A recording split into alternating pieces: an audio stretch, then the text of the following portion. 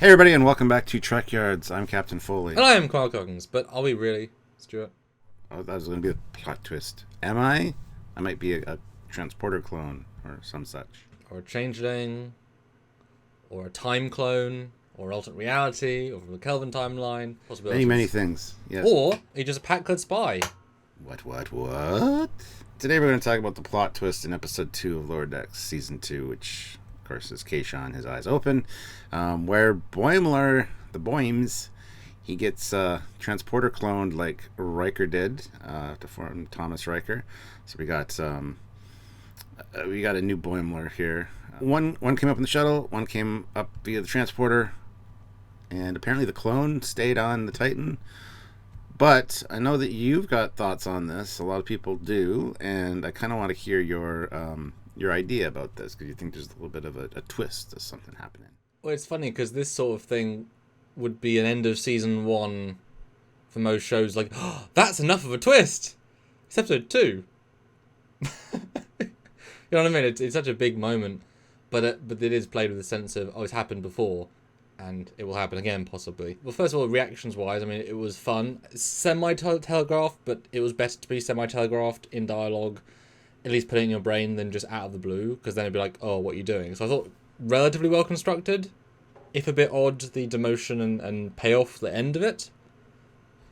Yeah, I do want to say I was kind of appreciative of the way they did it, because I was worried that Boimler was going to do something stupid and get demoted to put back on the Cerritos, but I love there's a Boimler on the Titan as well, so we might see more of the Titan. I think we're going to have to. Yeah, and I think that was really well handled and that came out of left field for me, so I really appreciate that. But yeah, the demotion to ensign just because and putting back to the Cerritos was a little bit annoying to me, because both of them, technically, if they're transporter clones, they both earned that rank and should be able to keep it. So I don't really appreciate the demotion, but I want to put that out there. So, and it's not as if lieutenants aren't in the same uniform on the Cerritos, and it would almost be fun to have him be lieutenant junior grade on the Cerritos for 2 episodes and then demoted to something stupid on the Cerritos. Yes, then it's justified. Yes. Something that Mariner does to get him in a situation where he gets demoted, because she doesn't like the fact that he's a higher rank than her, even though she's been promoted multiple times. Yeah, so there could have been definitely a more arc feel. I know we both considered that it was odd that they threw so much story content in the one episode when it could be more than one, and to have all the Titan almost feeling as if it was resolved, even though we'd kind of hoped it would be a multiple episode arc. Now, obviously, there's going to be more Titan pack-led grand storyline stuff. Great, fine, awesome. But now sort of subdivided the I was going to say Crichtons there, Farscape, so I went straight to two John Crichtons, which I know was an inspiration for Mike. Hopefully we'll see Boimler's, but now one is going to be different, and it already feels like he's going to be different, so not quite as relatable. That's not our Boimler anymore, in theory, although they guess they do anything for it. So my in the first watch through, I took it at face value, because I was like, oh, okay, cool. Even in our reviews, I took it at face value. But then when I watched it again for our live review, which after we filmed a good chunk of content, it occurred to me that the timings don't line up. What they say doesn't make sense, because having watched the episode, he beams the team up, great. An axe flies into the panel blows up, it goes white. He hasn't beamed yet, so that's this. What you assume this whiteout is when the two people are going to split, because it's a whiteout, but he hasn't beamed yet. And the Titan tries to beam him up while he's screaming, while he's, with debris, and then they unbeam for a second, beams him again, and he's fine. And then from the time it takes him to say, hey Boimler, good to see you, to let's warp out the system, which is under a minute, then suddenly they get hail from a shuttle incoming. So that would mean that within less than a minute, a second Boimler would have to successfully get out of debris that he was being trapped under, run to a shuttle, past a fleet, a pack that they're presumably going to be there, get in the shuttle, get into orbit. So the timings don't make any sense, and yes, it's a cartoon, but those timings don't fit remotely. What do you think? Did that occur to you first time, or was that more of a second watch kind of thing like me? It's definitely a second or third watch kind of thing. It was very quick, and it makes me wonder. I mean, it's a pretty smart plan for the Packlids, but we know that there's somebody else pulling the strings. So the thing is the real Boimler still need to be saved? Is he being held prisoner by the Packlids?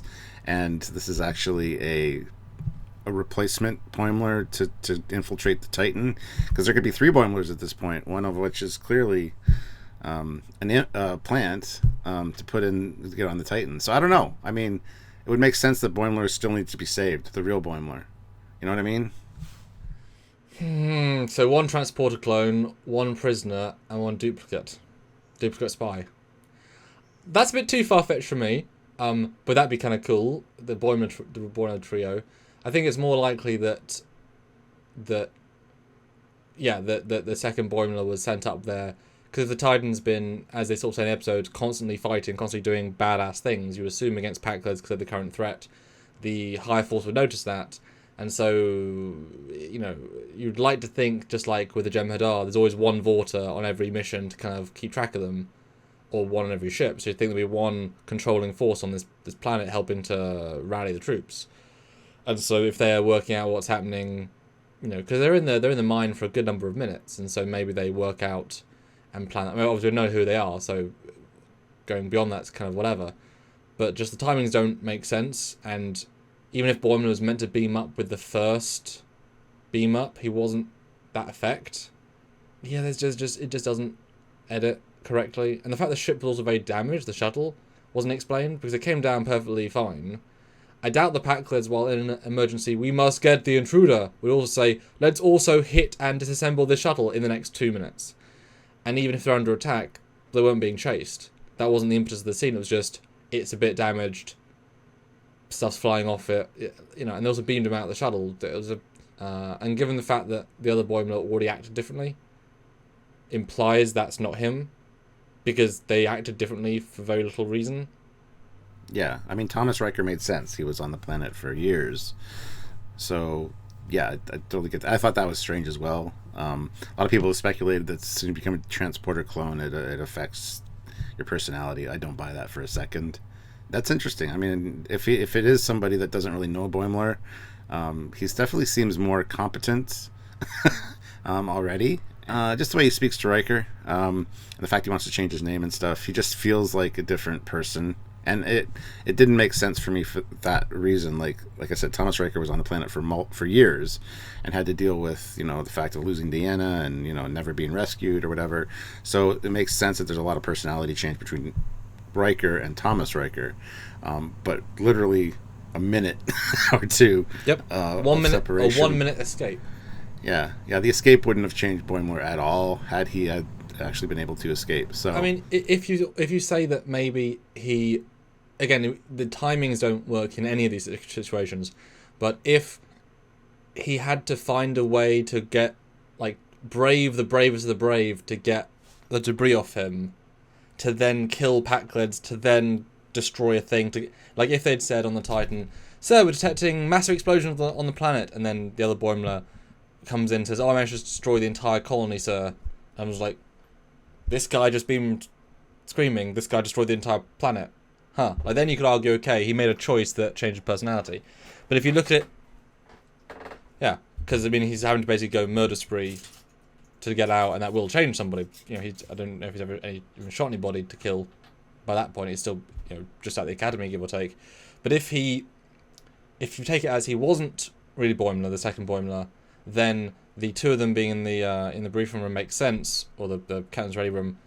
Who wants to step forward? One knows he's not going to, let the other one do it, and then as soon as he knows the other guy's out of the way, he's saying, oh, my mission here is to get close to Riker, so I'm going to be overly confident here, and because of they would know that they would explain the transporter clone thing, that would be their reason. They would know that would be a way for Riker to connect with him on a personal level, because only Riker that we know in Starfleet has that connection. So if you want to become, you know, one of Riker's favourite officers, actually one of his favourite officers, you give him that joint backstory and then become all lovey-dovey. I mean, talk about, maybe next time we'll see him, he'll be, you know, third in command, and it's like, oh my god, now there's a mole poised on the Titan. I just figured it out. Thomas Riker is the big baddie for this season. He's the one they've alluded to that's behind the Packleads. He's escaped, or he's working from inside prison to orchestrate this. And what better way than, you know, well, he couldn't have planned the transporter clone, though, so I don't know. I'm calling it right now, though. Thomas Riker is the big baddie. More Jonathan Frakes for the show. So Yeah, I mean that would be a fun twist. You got out of prison, you got out of prison, found some Packlids, realized they had a lot in common, which was being misunderstood. And then because of ingenuity on the planet to survive over so many years, he knows how to kit bash stuff, so he helped them kit bash some ships.